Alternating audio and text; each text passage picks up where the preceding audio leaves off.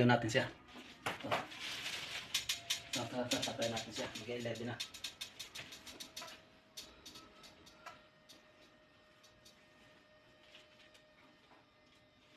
Ito kasi ang matrabaho dito yung pagtatayo. Yung sa umaga, kasi lilinisan mo siya eh. Medyo nag-google tayo ng mahabang oras. Kasi bibihisan mo to, alam mo basta mabihisan, di ba? Kailangan lilinisan mo lahat yan. Ako, linis ko lahat yan, pati yung katawan niya. Kaya napakabango nitong alaga ko mga lods. Kilikili pa, linis ko lahat, sabon yan. May planggana kung may sabon. Tapos, ganun yung pag nililinisan to. Kaya napakabango nito. Siyempre, kailangan lagi siya malinis ng presko ang katawan, di ba? Yun ang tekniko diyan. Hindi nakakasakit to. May nanilag na to. Isang beses yun, tanda ko. Hindi mo lahat nagkasakit na.